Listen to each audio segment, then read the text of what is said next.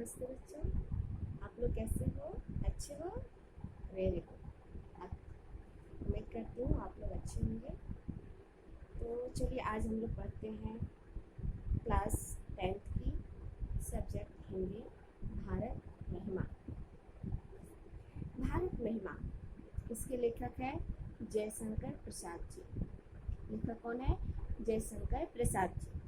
भारत महिमा, भारत महिमा अर्थात भारत का गुणगान करना। भारत का गुणगान करना स्वाभाविक है।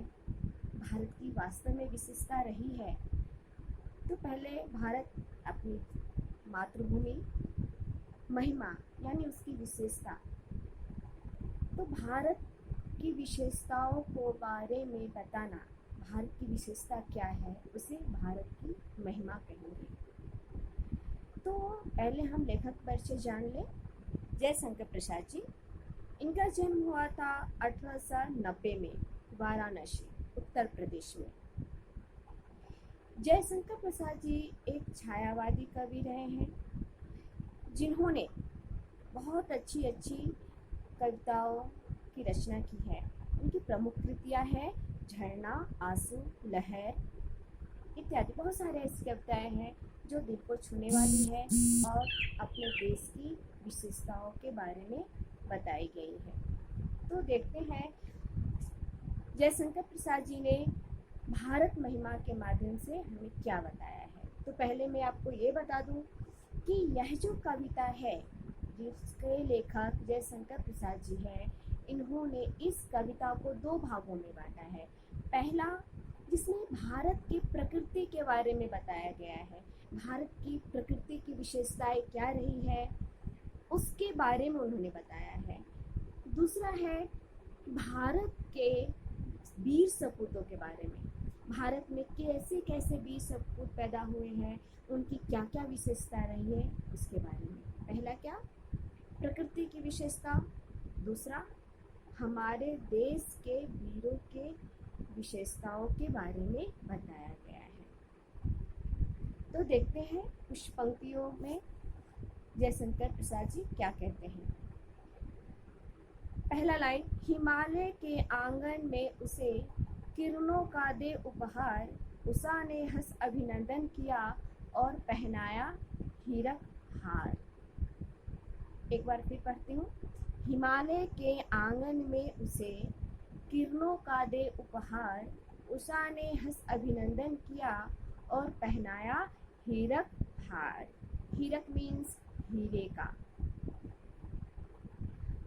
उषा मीन्स सुबह की पहली किरण। उपहार मीन्स भेंट।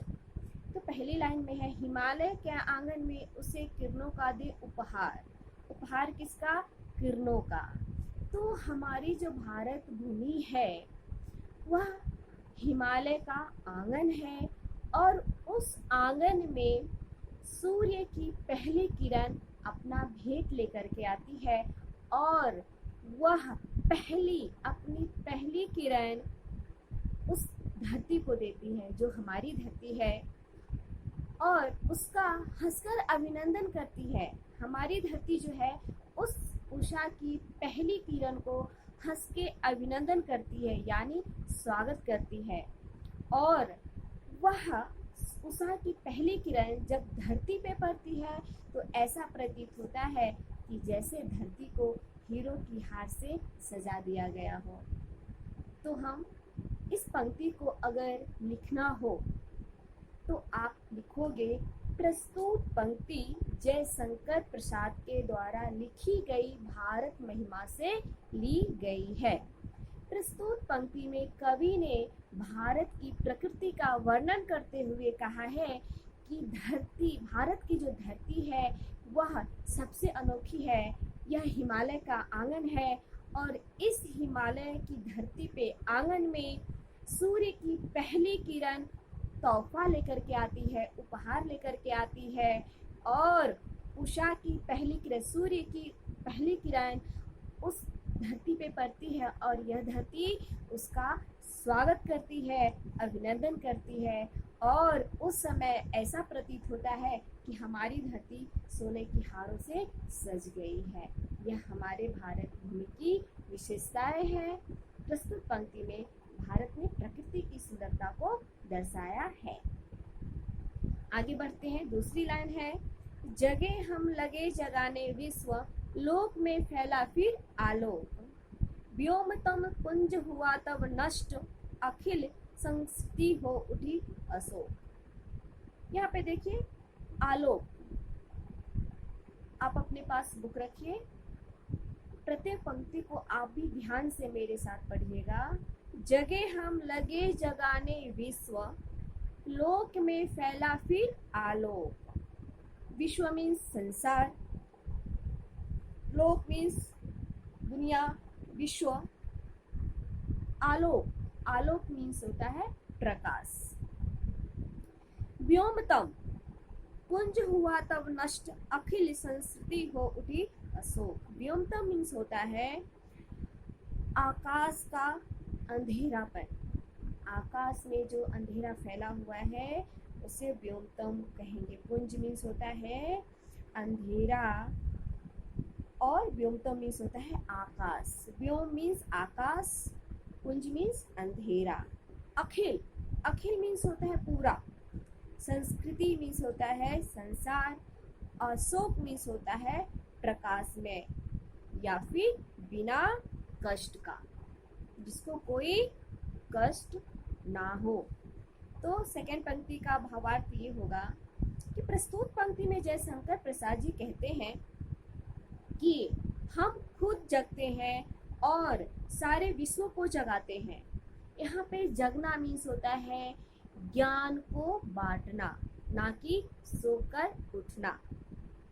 हम जो है अपने ज्ञान रूपी प्रकाश को खुद तक ही सीमित नहीं रखते हैं, बल्कि उस ज्ञान रूपी प्रकाश को सारे विश्व में फैलाते हैं। फिर सारे संसार को हम प्रकाशमय बनाते हैं। कैसा प्रकाश? ज्ञान का। हम में जो ज्ञान होता है उस ज्ञान को हम खुद तक सीमित नहीं रखते हैं, बल्कि सारे विश्व में जाकर के हम उस अंधकार को, जो अज्ञान रूपी अंधकार है, उस अंधकार को हम दूर करते हैं ज्ञान रूपी प्रकाश फैलाकर। हम ऐसे ज्ञान फैलाते हैं जैसे कि आसमान के अंधेरे को तारे प्रकाशमय कर देते हैं, वैसे ही अज्ञान रूपी अंधकार को हम ज्ञान रूपी प्रकाश से प्रकाशमय कर देते हैं और अखिल संपूर्ण संसार जो है, संपूर्ण संसार प्रकाशमय हो जाता है हमारे ज्ञान रूपी प्रकाश से। तो हम भारतीयों की यह विशेषता रही है कि हम अपने ज्ञान को खुद तक ही सीमित नहीं रखते हैं, बल्कि अपने ज्ञान को संपूर्ण देश में बांटते हैं और अज्ञान रूपी अंधकार को हम दूर करते हैं ज्ञान रूपी प्रकाश के माध्यम से। यह हमारे देश की विशेषताएं रही है। आगे बढ़ते हैं। विमल वाणी ने वीणा ली, विमल वाणी ने वीणा ली, कमल कोमल कर में सप्रीत, सप्त स्वर सिंधु में उठे, सप्त स्वर सिंधु में उठे, छिड़ा तब मधुर श्याम संगीत। बहुत अच्छी लाइन है।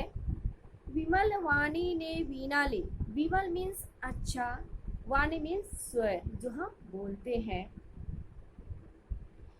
कमल कोमल कर में सप्रीत, कर मीन्स यहाँ पे होगा हाथ, कमल उसको, कोमल मुलायम।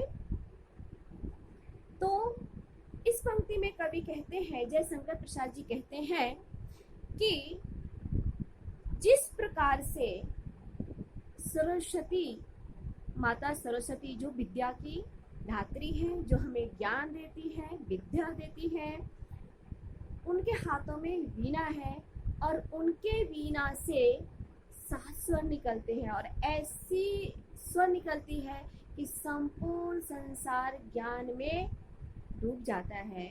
तो वैसे ही सरस्वती के हाथ में वीणा होता है और उनका हाथ जो है कमल की तरह कोमल होता है और उनके वीणा से निकले हुए स्वर जो है बहुत ही सुंदर अच्छा होता है, जिससे सुनकर संपूर्ण संसार आनंदमय और ज्ञानमय हो जाता है। तो वही सुर हमारे देश के धरती की विशेषता इतनी है कि जिस प्रकार सरस्वती देवी के वीणा से जो स्वर निकलते हैं, उसी प्रकार का स्वर हमारे सिंधु में उठते हैं। आप कभी बीच के पास गए होंगे, आपने देखा होगा कि उसकी जो लहरें उठती है, तो ऐसा प्रतीत होता है कि उस लहरों से 7 स्वर निकल रहे हैं। तो ये हमारे देश की धरती की विशेषताएं हैं कि जो सरस्वती के वीणा से स्वर निकल रहे हैं, वैसा ही स्वर हमारे समुद्र से जो लहरें उठती हैं उससे निकलता है। और चिरातम मधुर श्याम संगीत, और ऐसा प्रतीत होता है कि उस समंदर की लहरों से ऐसी आवाज़ आती है कि ऐसा प्रतीत होता है कि सरस्वती ने आज वीणा के अपने स्वर को छेड़ दिया है और संपूर्ण संसार ज्ञानमय हो रहा है और मधुरमय हो रहा है। ऐसे हमारे समंदर की भी विशेषता रही है। तो हमारी प्रकृति, चांद जो है, सूर्य जो है, पहली किरण हमारी धरती को देती है, और हमारे देश के जो लोग हैं वह अपना ज्ञान संपूर्ण देश में बांटते हैं। और यहाँ तक कि हमारे संसार में हमारी जो धरती है, वहाँ के जो समंदर है, उसमें निकलने वाले लहरें भी साम संगीत छेड़ते हैं, वीणा के वो 7 स्वर छोड़ते हैं जो सबको आनंद प्रदान करती है। इस प्रकार से इन 3 लाइनों का संक्षिप्त में भावार्थ ये निकलता है। आगे बढ़ते हैं। ये जो 3 लाइन है, ये जो है हमारी प्रकृति के बारे में बताया गया है। हमारी प्रकृति क्या रही है, हमारी प्रकृति क्या रही है। अब उसके बाद जो है हमारे देश के वीर सपूतों के बारे में वर्णन किया गया है। देखते हैं जय शंकर प्रसाद जी ने क्या कहा है आगे। विजय केवल लोहे की नहीं, विजय केवल लोहे की नहीं, धर्म की रही धरा पर धूम, भिक्षु होकर रहे सम्राट, दया दिखाते घर घर घूम। भिक्षु मीन्स भिखारी होता है। भिक्षु मीन्स भिखारी। तो कैसा भिखारी? ऐसा नहीं कि उसको बहुत ज़रूरत है और वो भीख मांगे अपना पेट पाल रहा है, नहीं। ऐसे भिखारी है, यहाँ पे भिखारी है जो सम्राट हो चुके हैं, जो सम्राट है, जिनके पास अपार संपत्ति है, लेकिन उन्होंने अपनी संपत्ति को छोड़ करके विश्व में कल्याण करने के लिए, दया दिखाने के लिए घर घर घूमते हैं और भिक्षा मांग करके अपना भरण पोषण करते हैं। तो इसमें है केवल विजय केवल लोहे की नहीं, धन की रहा धरा पर धूम। तो हमारे देश की ऐसी विशेषताएं रही है कि हमारे देश के लोग केवल अस्त्र शस्त्रों से, यहाँ पे लोहे का मतलब होगा अस्त्र और शस्त्रों से, तो हमारे देश के जो वीर हैं केवल अस्त्र और शस्त्रों से ही विजय प्राप्त नहीं किए हैं, बल्कि धर्म से भी उन्होंने विजय को प्राप्त किया है। अपने धर्म को लोगों तक पहुंचाया है और अपने धर्म के माध्यम से भी लोगों पे विजय प्राप्त किया है। भिक्षु होकर रहे सम्राट, दया दिखाते घर घर घूम। आपको पता है अशोक, सम्राट अशोक, वो भिक्षु बन जाते हैं, बौद्ध धर्म का प्रचार करते हैं। तो ये जो है अपने राजपाट सबको छोड़ करके भिक्षु बन करके बौद्ध धर्म का प्रचार प्रसार करते हैं। उनको ज्ञान की प्राप्ति होती है, बौद्ध धर्म का ज्ञान होता है, तो वह अपने ज्ञान को खुद तक सीमित नहीं रखते हैं, बल्कि वो अपना राजपाट छोड़ करके वो सारे संसार में घूमते हैं और भिक्षा मांग करके अपना भरण पोषण करते हैं और अपने ज्ञान का प्रचार प्रसार जग संसार के कल्याण के लिए लगा देते हैं और अपनी मोह माया को छोड़ करके, अपनी राजपाट को छोड़ करके संसार के कल्याण करने के लिए वो निकल पड़ते हैं। गौतम बुद्ध की भी यही प्रवृत्ति रही है। गौतम बुद्ध भी एक राजा थे, लेकिन वो संसार के दुखों को दूर करने के लिए अपने राजपाट को छोड़ देते हैं और जन कल्याण के लिए, संसार को दुखों से दूर करने के लिए वो भिक्षु होकर के घूमते रहते हैं और सदया दिखा करके संपूर्ण देश में घूम घूम करके उनका कल्याण करते हैं। ऐसी हमारी विशेषताएं रही है। हमारी मातृभूमि की यह विशेषताएं रही है कि हम केवल अस्त्र शस्त्रों से विजय नहीं प्राप्त करते हैं, बल्कि हम अपनी दया से, अपनी परोपकार की भावना से भी लोगों के दिल को हमने जीता है। और धर्म के माध्यम से भी हमारे वीरों ने, हमारे संत जनों ने लोगों पे अपनी विजय प्राप्त हासिल की है। अलग अलग देशों में जाकर के अपने महत्व को और अपने देश की विशेषताओं को, अपने देश की गरिमा को बढ़ाया है और उनको भी एक नई राह दी है। ऐसे हमारे देश के वीर और साधु संत हुआ करते थे। आगे बढ़ते हैं। गौरी को दिया दया का दान, चीन को मिली धर्म की दृष्टि, मिला था स्वर्ण भूमि को रत्न, सील ही सिंहल को भी सृष्टि। बहुत अच्छी लाइन है। गौरी को दिया दया का दान, चीन को मिली धर्म की दृष्टि। देखिए, आपको एक छोटी सी स्टोरी बतानी पड़ेगी इस लाइन को समझने के लिए। पृथ्वीराज चौहान और मोहम्मद गौरी, पृथ्वीराज चौहान और मोहम्मद गौरी जो यूनानी शासक था, वो भारत में आता है और पृथ्वीराज चौहान से युद्ध करता है। 16 बार वो पृथ्वी चौहान पे आक्रमण करता है और 16 बार वो हार जाता है, लेकिन पृथ्वीराज उसको एक बार भी बंदी नहीं बनाते हैं, ना ही उसके राज्य पे अपना अधिकार जमाते हैं। उसको 16 बार छोड़ देते हैं। 16 बार हारने के बावजूद और उसको दया दिखा करके पृथ्वीराज चौहान ने उसे छोड़ दिया, लेकिन मोहम्मद गौरी ने फिर से 17वीं बार में आक्रमण किया और पृथ्वीराज चौहान को धोखे से बंदी बना लिया। बच्चों ध्यान से सुनो, देखो पृथ्वीराज चौहान ने कितनी बार, 16 बार मोहम्मद गौरी को हराया था, लेकिन उसको बंदी नहीं बनाया, ना ही उसके राज्य पे अपना अधिकार जमाया। लेकिन पृथ्वीराज चौहान से युद्ध में धोखे से उसे बंदी बना के उसके आंखों को, पृथ्वीराज चौहान की आंखों को मोहम्मद गौरी निकाल लेता है। सोचिए, जिस इंसान ने 16 बार उसे क्षमा का दान दिया था, उसी राजा को मोहम्मद गौरी ने एक बार बंदी बनाया और उसकी आंखें सुलगते हुए छड़ से, लोहे की छड़ होती है, उससे उसकी आंखें निकाल लेते हैं। सोचो वो कितना निर्दयी था, किसके साथ इतना निष्ठुर क्रूरता भरा व्यवहार कर रहा है, उसके साथ जिसने 16 बार युद्ध में हराने के बावजूद भी उसने कोई भी क्रूरता नहीं दिखलाई थी। देखिए कितनी विशेषता है, कितनी महानता है हमारे देश के वीरों में। तो वही है, गौरी को दिया दया का दान। गौरी को 16 बार, मोहम्मद गौरी को 16 बार हराने के बावजूद उसके हर बार उसने वार किया और हर बार पृथ्वीराज चौहान ने उसे माफ किया था। तो ऐसे हमारे वीर हुआ करते थे। चीन को मिली धर्म की दृष्टि, और बौद्ध धर्म का प्रचार प्रसार करने के लिए सारे बौद्ध भिक्षु चीन में जाते हैं और वहाँ पे धर्म का एक संस्थापना करते हैं और वहाँ पे एक नई दृष्टि उन्हें प्रदान करते हैं, भक्ति की और मुक्ति की। ऐसे हमारे देश के वीर लोग रहे हैं, ऐसे हमारे देश के संत लोग रहे हैं। मिला था स्वर्ण भूमि को रत्न, मिला था स्वर्ण भूमि को रत्न, सील को सिंहल को भी सृष्टि। यहाँ पे सील मीन्स क्या होता है, गौतम बुद्ध के द्वारा की गई 7 नियम, गौतम बुद्ध के 7 सिद्धांत, उसको सील कहते हैं। सिंहल मीन्स श्रीलंका। तो यहाँ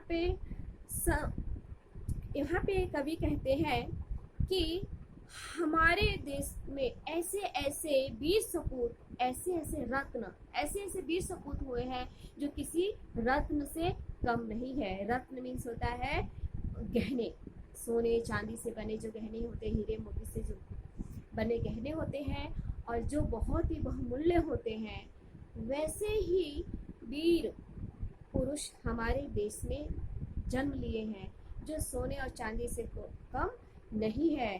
तो हमारे धरती को ऐसे ऐसे रत्न मिले हैं जिन्होंने दूसरे देश में जाकर के अपनी महानता को, अपने ज्ञान को दिखाया है। श्रीलंका में जाकर के, सिंहल में श्रीलंका में जाकर के बौद्ध के भिक्षु जो उनके अनुयायी थे, उन्होंने सील का यानी 7 सिद्धांतों का प्रचार प्रसार किया और उनको श्रीलंका वासियों को एक सृष्टि दी। सृष्टि यहाँ का मीन्स होगा यहाँ पे जीवन दान, जीवन को एक नई दिशा दिखा दी जिनसे उनका उद्धार संभव हो सके। तो ऐसे तो हमारे देश में रत्न पैदा हुए थे और हैं, अभी भी है। ऐसे महापुरुषों की अभी भी कमी हमारे देश में नहीं है। आगे बढ़ते हैं। जयशंकर प्रसाद जी आगे कहते हैं, किसी का हमने छीना नहीं, किसी का हमने छीना नहीं, प्रकृति का रहा पालना यही। हमारी जन्मभूमि थी यही, कहीं से हम आए थे नहीं। कवि कहते हैं, हम किसी का छीनते नहीं है, हम किसी का भी छीनते नहीं है, क्योंकि प्रकृति भी किसी से छीनती नहीं है, बल्कि प्रकृति देती है। तो जिस प्रकार प्रकृति की खासियत है, उसी प्रकार हमारे देश के वीरों की भी खासियत रही है। हमारी मातृभूमि के जो संतान हैं, हमारे भारतवासी जो हैं, उनमें भी ऐसी ही प्रवृत्ति है, वो किसी से छीनते नहीं है। जैसी खासियत प्रकृति में होती है देने की, वैसी ही प्रवृत्ति हम भारतवासियों में है। तो हमारी जन्मभूमि थी यही, तो हमारी जो जन्मभूमि है यही है, जहाँ का सिद्धांत क्या है, लोगों का उपकार करना, लोगों को देना, उनसे छीनना नहीं। तो वही हमारी जन्मभूमि है।